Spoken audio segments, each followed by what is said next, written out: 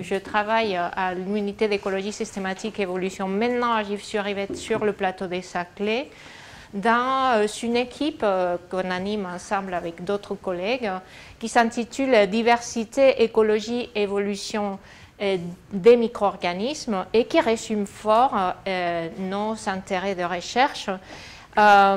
Ceci se traduit en général par un intérêt dans l'ensemble de l'arbre du vivant, parce que, comme je vais essayer de vous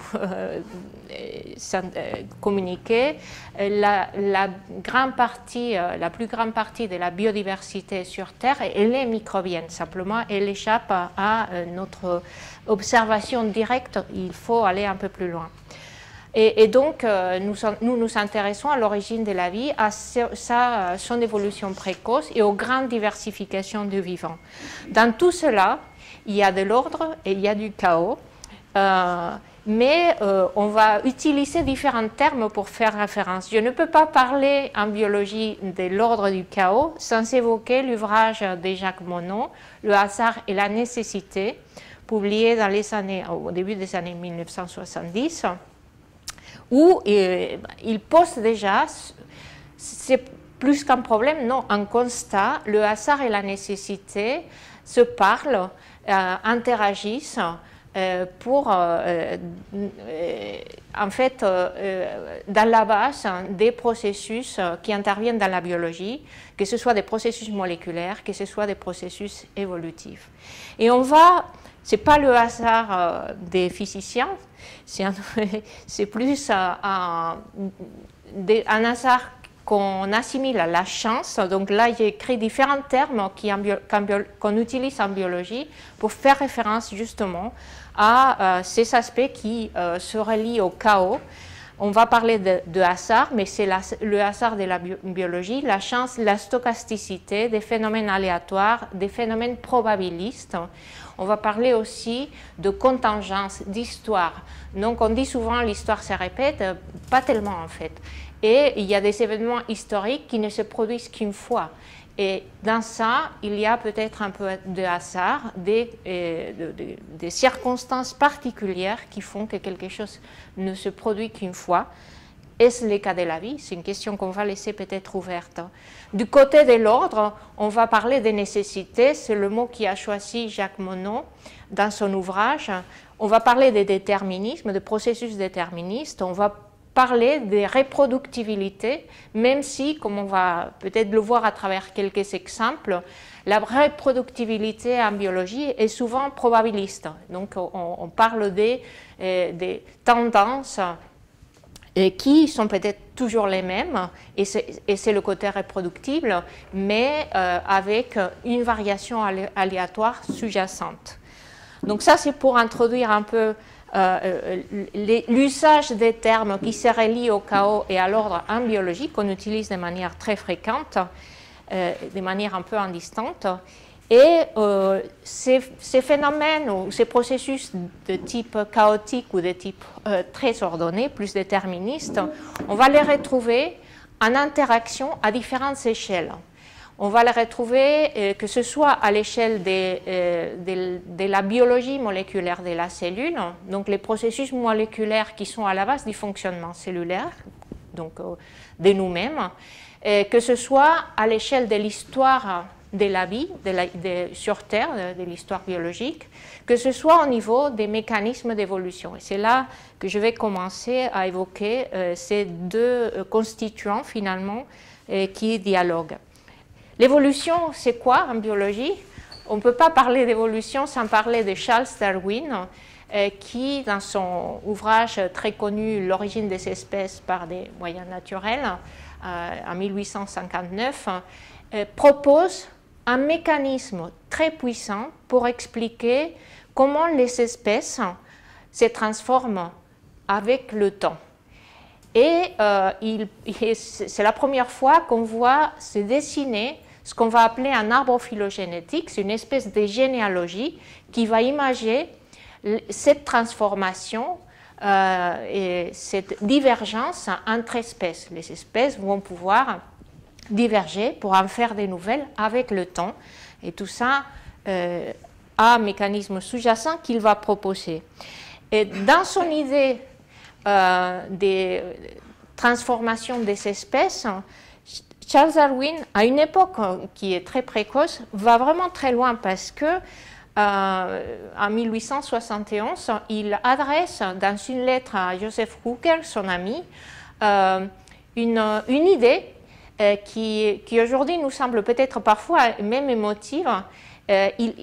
Donc si les espèces, il applique cette logique, si les espèces se transforment les unes dans les autres avec le temps, si on recule dans le temps, on va peut-être trouver une seule espèce originale à partir de laquelle on dérive tous. C'est ce qu'on pourrait appeler aujourd'hui un dernier ancêtre commun universel. Et il va encore plus loin dans cette petite citation pour dire « Et si, et oh que grand si, hein, et si on imaginait une petite mare tiède avec tout type de sel mélangé, de l'ammonium, des phosphates, etc., et qu'il y avait un peu d'électricité, des sources d'énergie autres, de la température, etc., est-ce qu'on n'aurait pas là l'étincelle de la vie et donc la formation de la toute première espèce à partir de laquelle on dériverait tous? Donc ça, c'est une proposition qu'après, avec le temps, on pense que c'était la bonne idée et qu'on a validé avec des recherches en phylogénie en particulier. Alors, Charles Darwin propose, je viens de le dire, un mécanisme très puissant pour expliquer la transformation des espèces. Ça consiste en quoi? Les organismes vivants se reproduisent en donnant naissance à des variants. À l'époque, ils ne savaient pas quels étaient les mécanismes de variation. On va aujourd'hui référer ça à des mutations, les mutations qui sont dans l'ADN et qui vont engendrer des variants différents. Et ça, c'est la première partie. La deuxième partie est la sélection naturelle. On peut appliquer une sélection naturelle, c'est peut-être un prédateur qui va, dans le cas de la figure, éliminer les variants verts qui sont plus facilement visibles parce que dans le contexte environnemental où s'est faite cette sélection, les autres variants sont plus adaptés. On va parler d'adaptation. Et l'environnement est capital. Donc la sélection est apportée par les conditions environnementales. Et donc ainsi de suite. Donc le petit organisme violet va pouvoir se reproduire à nouveau et donner des variants qui lui seront plus proches. Donc donc il y a deux facteurs effectivement dans l'évolution darwinienne. Il y a la reproduction avec variation. On a là du chaos, de la chance, parce que les mutations sont aléatoires dans l'ADN. Mais aussi on a la sélection naturelle qui, elle, se rapproche plus des phénomènes déterministes. On va voir par exemple pouvoir avoir une sélection naturelle apportée par les milieux physico-chimiques, des conditions physiques extrêmes par exemple, la haute température, qui vont définir une sélection toujours dans le même sens, en éliminant par exemple, si on arrive, les organismes les plus thermophiles connus peuvent vivre jusqu'à 110-115 degrés de température, c'est des archées en particulier, des micro-organismes qui vivent dans les sources thermales sous-marines, etc. Et au-delà de cette température, on n'a plus de vie possible sur Terre, sur cette chimie qui est la nôtre. Et donc la température va toujours dénaturer ces protéines. Donc il y a toujours un phénomène qui est le même, c'est la dénaturation des protéines exercée par une pression de sélection physico-chimique. Donc on a ce dialogue. On a aussi d'autres mécanismes de l'évolution qui sont plus aléatoires, donc on n'a pas la sélection naturelle. Et ça consiste toujours, on a des organismes qui vont se reproduire avec une variation en donnant naissance à des individus qui sont variés. Mais là, quand on a des populations qui sont un faible nombre d'exemplaires, on peut avoir ce qu'on appelle des goulots d'étranglement, des phénomènes qui sont plus liés au hasard stochastique et qui vont peut-être sélectionner, non, pas sélectionner, mais faire que par chance, un individu se reproduit dans un endroit connu. Imaginez par exemple que par hasard, il y a un animal qui arrive sur une île qui n'est pas colonisée par des animaux. Eh bien, il va pouvoir se reproduire, même si ce n'est pas l'organisme le plus adapté au départ, mais parce que par chance il est arrivé là, il est tout seul, il va pouvoir coloniser. Donc ça, c'est des processus beaucoup plus stochastiques, aléatoires, et c'est ce qu'on appelle en biologie la dérive, l'évolution neutre, d'une certaine manière. Donc c'est des phénomènes qui interviennent aussi, et c'est des phénomènes qui interviennent aussi au niveau de l'ADN. On peut avoir de la dérive génique par des mutations qui ne sont pas nécessairement sélectionnées, et donc bon, ça c'est un jargon un peu plus des spécialistes. Mais sachez qu'il y a effectivement des aspects aléatoires associés. Et donc ça, il y a toujours ce dialogue entre des côtés plus aléatoires. Par exemple, Charles Darwin a étudié la diversification des espèces de pinsons aux îles Galapagos. Il y a une espèce, quelques couples qui sont arrivés à une île, et donc ça c'est par hasard, et ils sont arrivés d'une certaine manière, de manière aléatoire. Quelqu'un a colonisé une île, et puis il y a eu une sélection, une spéciation par division, par reproduction et sélection et adaptation à différents types, en particulier de nourriture. Donc, je viens de parler des mécanismes de l'évolution. On voit ce dialogue ou cette imbrication des phénomènes plus aléatoires et plus déterministes. C'est aussi le cas dans les fondements moléculaires de la cellule. Et c'est l'analyse justement de la biologie moléculaire dans la deuxième moitié du XXe siècle qui ont permis ou qui ont conduit plutôt à Jacques Monod proposer dans son œuvre Le hasard et la nécessité, réfléchir à ces questions-là. La cellule, on peut considérer la cellule comme l'unité fondamentale du vivant. Tous les organismes sont soit des cellules, des organismes unicellulaires, des microscopiques, ou formés par des cellules. Nous tous sommes formés par des cellules. Nos tissus sont constitués de cellules. Et la cellule a deux grands types de fonctions. J'imagine ici une cellule qui est un compartiment moléculaire dans lequel on trouve deux grands types de fonctions. D'une part, la cellule est capable de stocker de l'information génétique, de la transmettre et de l'exprimer. Donc, information génétique qui est toujours contenue dans l'ADN, dans la séquence des bases nucléotidiques, des nucléotides qui composent l'ADN. On a 4 bases différentes, on peut faire de la combinatoire des 4 bases. Et cet ADN est en quelque sorte le livre d'instruction des cellules. Et on peut passer cette information à la descendance à travers la réplication de l'ADN, une réplication qui est semi-conservative. On fait la copie conforme, l'ADN est formé par 2 brins qui forment une double hélice. On dédouble la double hélice et on copie les 2 brins pour en faire autant. C'est ce qu'on appelle une réplication semi-conservative. Sauf que là, donc c'est un processus très déterministe d'une certaine manière. On va faire la copie conforme et il y a une machinerie moléculaire qui va copier les mêmes nucléotides par appariement. Mais là, il peut y avoir des mutations. Donc, dans un processus qui est a priori déterministe, on va avoir, parce que toujours on va mettre en face d'un nucléotide un autre nucléotide qui est complémentaire. Ici, on peut avoir des mutations et ça, ce sont des processus aléatoires complètement. Donc, on a cette partie réplication.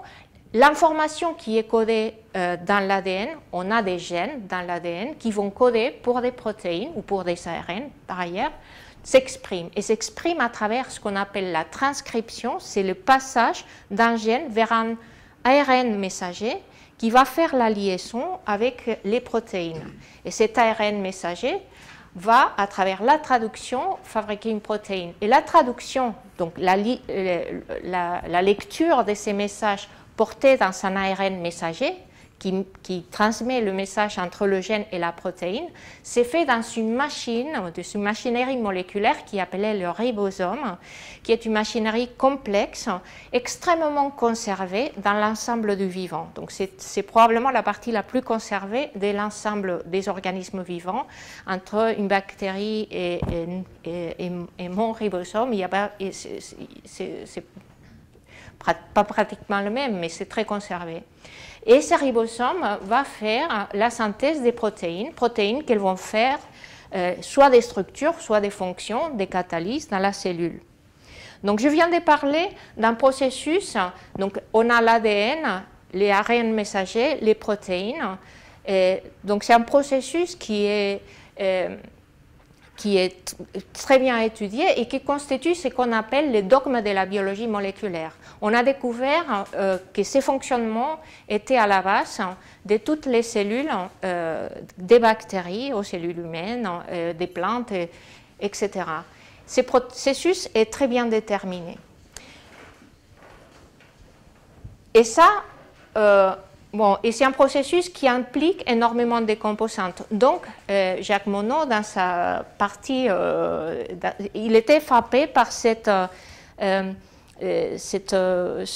délicatesse, d'une certaine manière, de la machinerie moléculaire impliquée dans ces processus qui est à la base, en fait, de la vie qu'on connaît sur Terre. Mais la cellule, en plus d'avoir ce côté informationnel, est une machine capable de transformer de la matière et de l'énergie pour faire un travail cellulaire. Et donc, on transforme la matière et l'énergie, énergie qui vient soit de la lumière, soit des réactions d'oxydoréduction qui impliquent des éléments externes.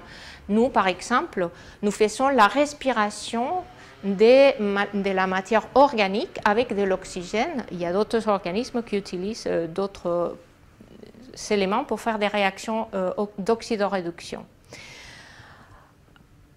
Donc, il y a aussi des parties qui sont très conservées. Toutes ces machineries, en fait, elle est si conservée qu'on pense qu'elle était déjà présente dans un dernier ancêtre commun universel qui non seulement avait des ribosomes et de l'ADN comme génome et qui était capable de transformer de la matière et de l'énergie en utilisant quelques éléments très conservés, mais dont la biochimie était également conservée. Il y a énormément d'acides aminés possibles dans nos protéines. On a une sous-sélection d'une vingtaine d'acides aminés.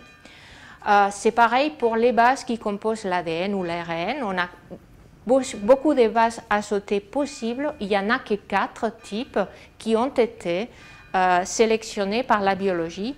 Et donc on pense qu'elles étaient déjà présentes dans un dernier ancêtre commun, qu'on appelle parfois LUCA, pour l'anglais Last Universal Common Ancestor, et qu'on pense dériver des formes de vie plus simples qui venaient de la chimie prébiotique. Il y a eu peut-être plusieurs départs de vie, peut-être qu'il y a eu des contributions d'une autre, mais ce qu'on sait aujourd'hui, c'est que toute la vie actuelle, comme Darwin l'avait prédit d'une manière un peu intuitive, dérive d'un seul ancêtre commun universel qui avait déjà les caractéristiques de base qu'on trouve dans toutes les cellules de la planète, que ce soit des bactéries, que ce soit nous. Alors, donc là, je parle des processus qui sont conservés, on pourrait dire d'une certaine manière de l'ordre du déterminisme, et qui en plus sont très bien régulés. Donc Jacques Monod avait étudié en particulier et découvert la structure en opérons des gènes dans les chromosomes. C'est une structure très bien régulée, et il avait été frappé par ces côtés exquis de la machinerie moléculaire. Donc, par exemple, ici, on a la structure de l'opéron du tryptophane, c'est-à-dire ce sont des gènes qui vont faire la synthèse dans des acides aminés dont on a besoin. Et on a des mécanismes de régulation très fins où, en présence du tryptophane, on a un répresseur qui change de conformation, et alors il s'attache à l'ADN et bloque la transcription. Donc déjà, Jacques Monod, on est dans l'époque où on commence à étudier la biologie moléculaire et on se rend compte que ce n'est pas des processus simples, mais qui sont des processus complexes, très bien régulés, avec des inhibiteurs qui vont répondre à un stimulus environnemental, par exemple la présence ou pas d'un acide aminé, donc des processus extrêmement bien régulés. Et donc, il est frappé dans son esprit en disant la cellule est quelque chose de la machinerie biologique et biochimique est très parfaite. Ce sont des processus extrêmement complexes. Comment ça serait difficile d'imaginer que la vie peut apparaître par exemple tout le temps parce que tellement la machinerie est exquise, tellement elle est bien imbriquée. Et on a avec le temps décortiqué davantage ces mécanismes de régulation de gènes. Donc c'est un schéma ici que je vous montre d'une cellule eucaryote où on sait qu'en réalité il y a énormément de protéines qui interviennent dans la régulation de l'expression des gènes. Donc dans nos cellules, on a des chromosomes qui sont très compacts. Donc pour pouvoir exprimer, c'est-à-dire lire l'information d'un gène, il va falloir dérouler, décompacter ces molécules. Il y a beaucoup de régulateurs, des protéines qui viennent se coller, qui vont répondre à des stimuli environnementaux et jouer, peut-être il y a plusieurs dizaines de molécules pour exprimer un seul gène. Et ça nous amène simplement à un ARN messager. Après, cet ARN messager, il va falloir le traduire en protéines dans une machinerie, le ribosome, qui est complexe, où chaque acide aminé des 20 possibles est apporté par une petite molécule d'ARN qui lui est spécifique et qui va reconnaître un triplet de base dans le messager. Il va se coller dans une position particulière et va se mettre en appariement avec un autre ARN qui porte un autre acide aminé, et le ribosome va va enchaîner ces acides aminés, va les coller les uns aux autres pour lire un message qui est celui de l'ARN. Vous avez un modèle tridimensionnel ici qui vous montre un ribosome en train de lire ce message de l'ARN, qui est cette petite molécule très longue, et de produire une protéine. Vous avez ici des petits ARN qui vont apporter chacun un petit point rouge, un petit acide aminé. Tout ça est très bien régulé. Donc une sorte de perfection de l'ordre, mais tout cet ordre-là, en réalité, est accompagné du chaos, d'une certaine manière, puisque l'expression des gènes, on l'a étudié également par la suite, est un processus assez stochastique finalement. Et donc ça, on le sait parce que dans chaque cellule, quand on regarde à un niveau plus fin, va pouvoir exprimer chaque gène à des niveaux différents. Donc il y a une certaine stochasticité dans l'expression des gènes, que ce soit entre cellules individuelles ou entre populations.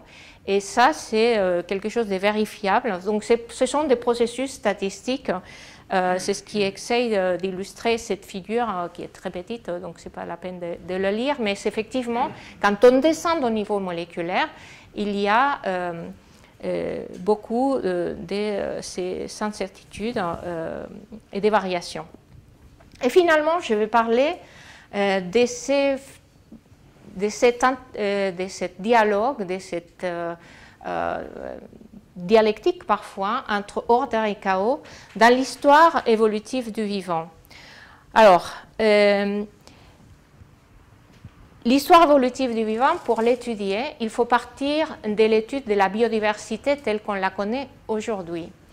Et donc, pour comprendre la nature, l'homme a besoin de classer. Donc, depuis toujours, les biologistes se sont attachés à classer les organismes dans des espèces, les espèces dans des genres, dans des familles, dans des catégories qu'on appelle taxonomiques. La taxonomie est la science qui s'occupe d'étudier la classification de ces organismes vivants.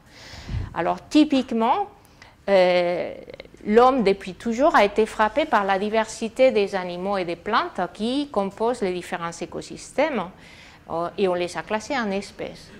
Souvent, ces espèces-là, comme Charles Darwin, on aime les placer dans des arbres phylogénétiques en les regroupant par des caractéristiques similaires en morphologie, par exemple. Mais typiquement, cette classification d'espèces, de manière classique, on l'a fait basée sur des critères morphologiques. Or, quand on utilise des critères morphologiques, on va placer, comme dans ces schémas de classification qui datent des années 1960, les bactéries en bas, des organismes unicellulaires plus complexes qu'on appelle des eucaryotes. Nous sommes des eucaryotes, mais il y a beaucoup d'eucaryotes unicellulaires qui ont des cellules plus complexes, on va les placer un peu en haut, et ensuite on aura les plantes, les champignons et les animaux. Donc on a ici un système de classification des espèces ou de la nature qui va du simple au complexe et qui nous rappelle des schémas médiévaux de l'échelle des êtres où on part des minéraux, des flammes, des plantes, des animaux, l'homme est au-dessus et en plus après il y a les anges et Dieu bien sûr. Donc on est dans ce système, on va du simple au complexe et l'homme et au-dessus, d'une certaine manière, les animaux, les plantes, les organismes multicellulaires. Mais ça, finalement, relève d'une vision qui est anthropocentrique. C'est logique, hein, chaque espèce se place au centre de l'univers, nous faisons des mêmes, et d'un biais de perception qui affecte notre interprétation du monde naturel.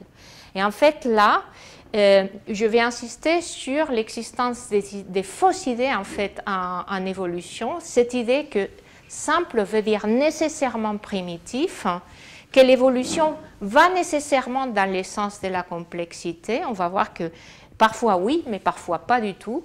Et que l'homme est plus évolué que les bactéries, c'est pas vrai. On est tous aussi évolués, les bactéries et nous. Nous avons derrière nous 4 milliards d'années d'évolution.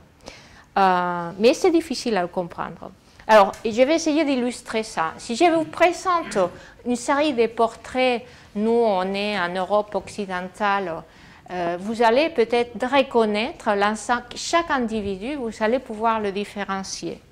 Si je vous montre des individus d'une autre population humaine, mais qui est située à distance géographique, déjà, on a des traits légèrement différents, vous allez avoir plus du mal à reconnaître les individus et l'inverse est aussi vrai. Donc les populations asiatiques vont avoir du mal à reconnaître plus facilement les individus des occidentaux. Mais si on va à d'autres espèces animales, par exemple les mouches drossophiles, là on a vraiment des difficultés à différencier les individus entre eux. Et quand on va aux bactéries, non seulement on est incapable de différencier les bactéries, les individus entre eux, on est incapable de différencier les espèces entre elles. Parce que nous, nos sens, nos niveaux de perception ne permettent pas de voir les différences qui s'opèrent à ce niveau-là, qui sont plutôt des différences biochimiques que nous ne percevons pas. Donc on a un problème d'échelle phylogénétique. Plus on est éloigné phylogénétiquement, donc c'est-à-dire on a une relation évolutive lointaine, plus on va avoir de mal à faire la différence entre individus. Il y a un problème d'échelle, nous sommes grands, les bactéries sont petites. Il y a une échelle temporelle, je reviendrai dessus. Alors, du coup, si on pense en évolution, on essaye de classer les organismes en raison de leur phylogénie, c'est-à-dire leur parenté évolutive. Et pour ça, on a besoin d'utiliser ce qu'on appelle des critères d'homologie, c'est-à-dire de comparer des objets ou des entités qui dérivent d'un même ancêtre commun. Par exemple, on va s'intéresser au fémur ou à un os des extrémités et le comparer entre l'ensemble de vertébrés. Et par comparaison, donc anatomie comparée, on a étudié au XIXe siècle et au XXe aussi, on va pouvoir établir des relations de parenté. Ça permet d'ailleurs d'incorporer des organismes même fossiles, des espèces fossiles dans des arbres phylogénétiques. C'est le cas par exemple des dinosaures. Mais quand on va aux bactéries, il n'y a pas de fémur, on a du mal à trouver des caractères qui soient les mêmes morphologiques avec les animaux. Donc forcément, dans les classifications anciennes, on ne pouvait pas comparer par la morphologie les bactéries aux animaux, et en plus la morphologie n'est pas un caractère discriminant entre les différentes espèces microbiennes. Bien sûr, il y a certaines variations des formes, mais elles sont très minimes et ne permettent pas de différencier la plupart des espèces et ne permettent pas en tout cas d'établir des relations de parenté, des relations phylogénétiques, des relations naturelles.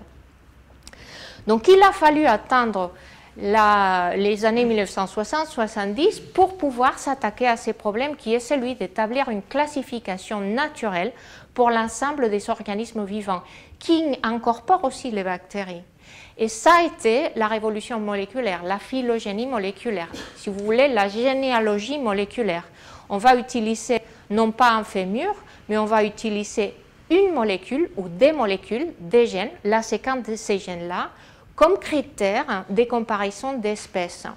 Et en fait, donc il y a un article particulièrement marquant qui s'intitule les molécules comme des documents de l'histoire évolutive. Et c'est ça, on sait maintenant que dans la séquence des nucléotides de l'ADN ou dans la séquence des acides aminés des protéines, on peut stocker de l'information évolutive. Et tout ça nous permet aujourd'hui de comparer les ADN et de faire de la police scientifique et d'aller comparer un ADN et dire vous êtes plus proche d'un tel, parce qu'on sait qu'on peut analyser l'information qui est portée dans ces molécules-là. Alors l'idée est d'utiliser cette information moléculaire pour classer l'ensemble du vivant. Et l'idée, on pourrait imaginer prendre une molécule très conservée. J'ai parlé du ribosome qui est très conservé dans l'ensemble du vivant parce que c'est la fabrique de protéines dont on a besoin, évidemment. Et on peut prendre cette molécule, une ARN ribosomique, et déterminer, on va l'utiliser comme notre fémur si on veut, et on peut déterminer la séquence des ADN ou des gènes ou des ARN de chaque espèce, espèce 1, 2, 3, etc. Et on va pouvoir comparer dans chaque position les nucléotides qui est présent. Vous voyez qu'il y a des couleurs qui sont les mêmes ou alors qui changent. Et en faisant l'ordre dans tout ça, on va pouvoir faire des arbres phylogénétiques qui, idéalement, vont pouvoir contenir tout le monde, des animaux jusqu'aux bactéries, et qu'on peut voir dessiner de différentes manières, soit en échelle, soit comme ça. Ce qui est important, c'est la distance, ici en rouge, indiquée en rouge, c'est-à-dire la distance phylogénétique, ça va être proportionnel au nombre de mutations, au nombre de changements au niveau de la séquence des nucléotides d'un gène entre les différentes espèces. Plus on est éloigné, plus on a des mutations. Ça, c'est la distance proportionnelle à la distance phylogénétique. Eh bien, en appliquant cette idée, un scientifique américain, Carl Woese, dans les années 1970, a pour la première fois établi un arbre phylogénétique universel du vivant, une généalogie du vivant, en utilisant cette information moléculaire. À l'époque, il n'y avait pas beaucoup d'espèces. On avait des espèces eucaryotes, on avait l'homme, on avait des champignons, des plantes, et on avait tout un tas de bactéries. Et donc, il a fait deux choses. D'une part, montrer effectivement qu'on peut utiliser des séquences pour établir un arbre universel du vivant. Et deuxième chose, on a découvert un groupe d'organismes qui ressemblaient à des bactéries, mais qui formaient un groupe à part et qu'il appelait archées. C'était le troisième domaine du vivant. C'est le troisième domaine du vivant. Ça a de l'importance. Et aujourd'hui, avec beaucoup plus de séquences, de beaucoup plus d'organismes, on a validé cette structure tripartite de l'arbre du vivant. On a trois grands groupes d'organismes vivants. Les bactéries, les archées, qui sont comme des bactéries mais phylogénétiquement différentes, et les eucaryotes. Les eucaryotes, la plupart sont unicellulaires. Les bactéries, les archées sont unicellulaires en général. Et les eucaryotes, on a les animaux, les plantes, les champignons, mais aussi une grande partie, la plupart, ce sont des organismes unicellulaires, des microalgues, des protozoaires. Et non seulement ça, on peut aujourd'hui obtenir des informations sur la diversité des micro-organismes dans l'environnement, dans tout type d'écosystème, en analysant seulement les séquences de l'environnement, c'est-à-dire qu'on va extraire l'ADN des échantillons naturels, du sol, de l'eau, de notre microbiome à nous. Donc nous avons un microbiome assez riche, il y a un millier d'espèces. On va pouvoir séquencer soit des gènes marqueurs, soit l'ensemble des génomes, et on appelle ça des métagénomes. et pouvoir nourrir et étoffer cet arbre du vivant. Et c'est ce qu'on fait à travers des techniques plus ou moins massives. Voici à quoi ressemble cet arbre du vivant en vrai. Toute cette partie supérieure correspond à des bactéries. Ici, les traits correspondent à des phylums, donc des grandes classifications, des grands groupes d'organismes. Les archées et les eucaryotes sont ici. On constate une chose. On constate que la plupart de la diversité du vivant appartient aux bactéries. Donc, Stephen Jay Gould, un biologiste de l'évolution très connu, l'avait déjà dit au siècle dernier, le monde est dominé par les bactéries. Eh bien, c'est vrai. Et on constate une autre chose, vous voyez plein de points rouges. Les points rouges, ça correspond à des grands groupes, des phylums d'organismes qui n'ont pas de représentants cultivés, c'est-à-dire que nous ne savons pas cultiver en laboratoire et dont on peut accéder à leur information à travers des molécules exclusivement. Donc il y a une grande partie de ces mondes microbiens qui nous échappent parce qu'on n'a pas pu cultiver ces organismes en laboratoire. On va les étudier directement à l'environnement naturel. Eh bien, en fait, pourquoi est-ce que le monde, la plupart de la biodiversité est microbienne? En réalité, c'est facile à expliquer parce que si on s'épanche dans l'échelle de temps de l'évolution, la Terre s'est accrétée il y a 4,6 milliards d'années. On est aujourd'hui là-bas. Et ça, c'est le temps de vie de notre planète. La vie est apparue quelque part aux alentours de 4 milliards d'années, entre 3,5 les plus vieilles traces connues de vie non discutées, et 4,2 quand on avait déjà des continents et des océans d'eau liquide. Eh bien, les premiers organismes qui sont apparus, ce sont des organismes unicellulaires de type prokaryote, c'est-à-dire les archées et les bactéries. Et donc, elles ont eu beaucoup plus de temps que d'autres organismes à évoluer. Donc, effectivement, la plupart de la diversité microbienne sur la planète correspond à des bactéries et des archées parce qu'elles ont eu plus de temps pour se diversifier, tout simplement. Les eucaryotes, donc les organismes qui ont des cellules comme les nôtres, qui sont des cellules à noyau, qui sont plus complexes en moyenne, ne sont apparus que vers la moitié de l'histoire du vivant. Et les animaux et les plantes ne se diversifient que bien plus tard, il y a environ 500-550 millions d'années. Un autre fait marquant le long de l'histoire de la vie sur Terre est que pendant la moitié de l'histoire de la vie sur Terre, il n'y avait pas d'oxygène dans l'atmosphère. L'atmosphère était anoxique. Donc, pendant la moitié de l'histoire de la vie sur Terre, si un extraterrestre venait ici voir, le monde serait complètement différent. Il n'y aurait que des micro-organismes et personne ne respirait l'oxygène. La présence d'oxygène dans l'atmosphère terrestre est le produit de la biologie.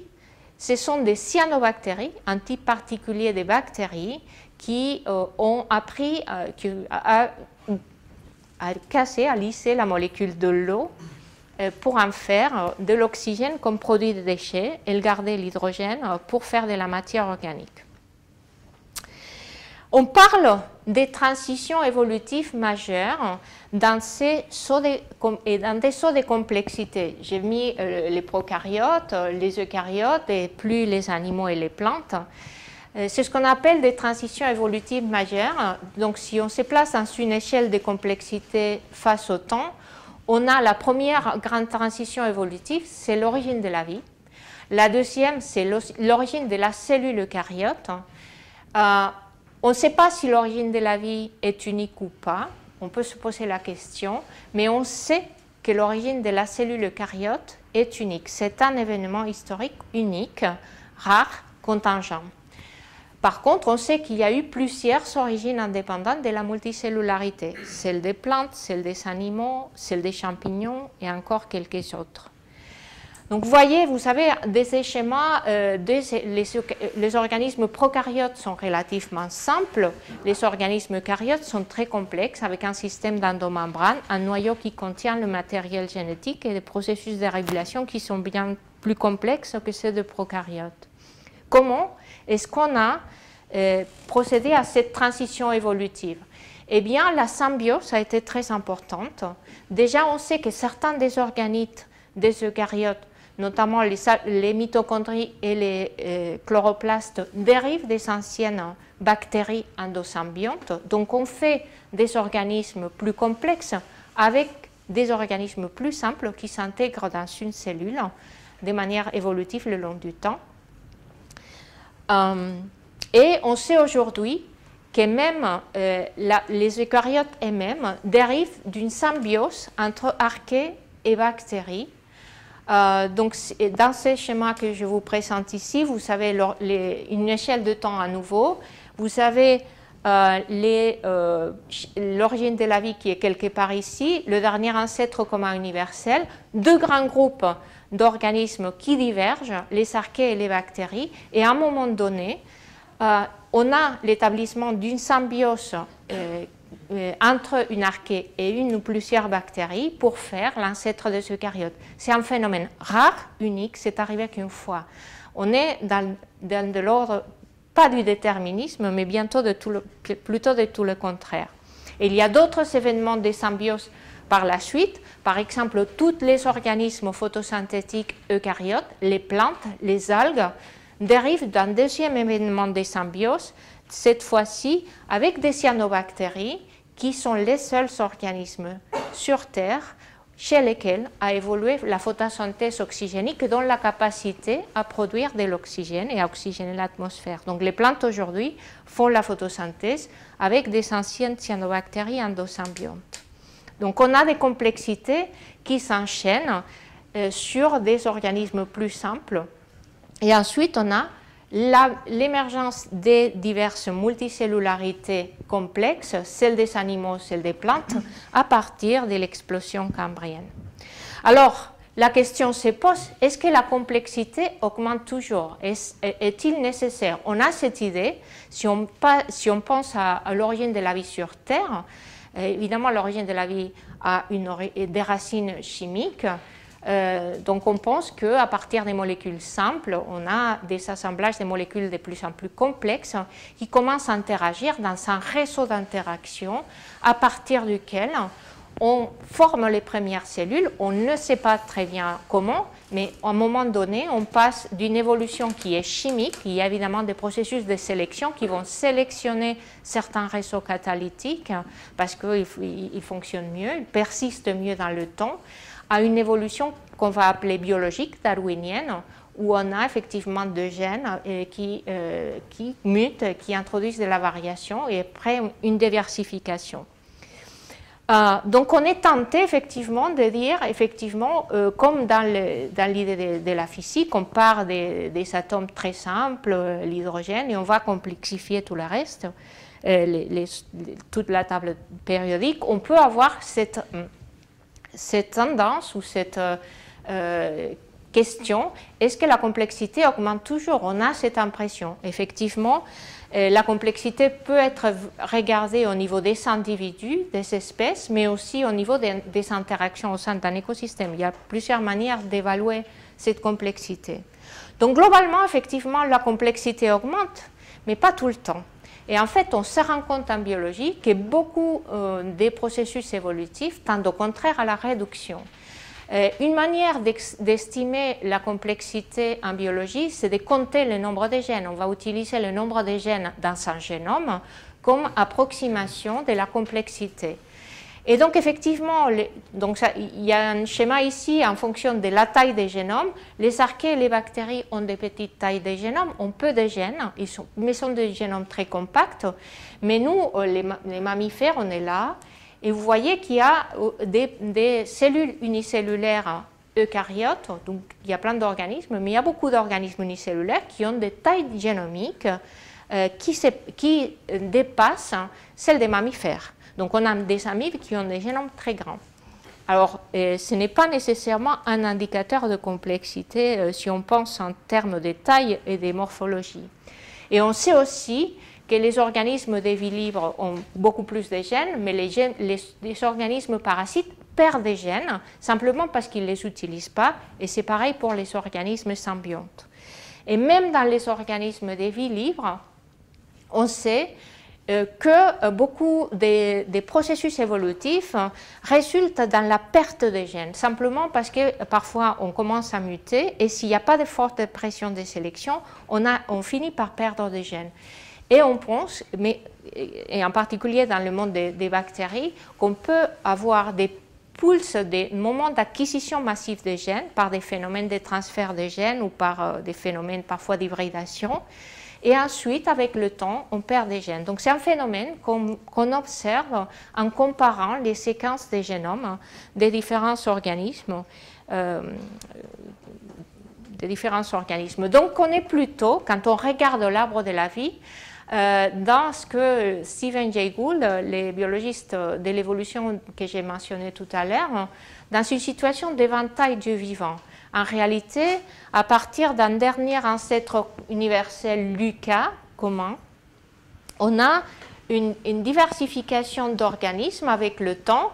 Cet ancêtre commun dérive des formes plus primitives encore qui puissent dans des racines chimiques. Il y a eu peut-être plusieurs départs de vie, etc., comme je disais avant. Il y a beaucoup de lignées qui s'éteignent. Mais quand on regarde à la surface, qui est la partie contemporaine de cet éventail, la plupart de ces organismes, donc tous les organismes contemporains, sont des micro-organismes, en particulier des bactéries et des archées. On a également beaucoup des eucaryotes. Et si on se place, si on se penche sur la question de l'homme et les animaux ou les mammifères, eh bien, ils n'occupent qu'une toute petite branche au bout de notre branche. Et effectivement, si on retrace l'histoire de l'homme vers l'arrière, vers le dernier ancêtre universel, et qu'on remonte à nouveau, on va voir un processus de complexification croissant. Mais si on prend n'importe quelle autre extrémité de cet éventail du vivant et qu'on retourne en arrière, eh bien, on va voir qu'il n'y a pas nécessairement, et plutôt rien du tout, d'augmentation de complexité entre le dernier ancêtre commun universel et n'importe quelle autre bactérie ou archée contemporaine.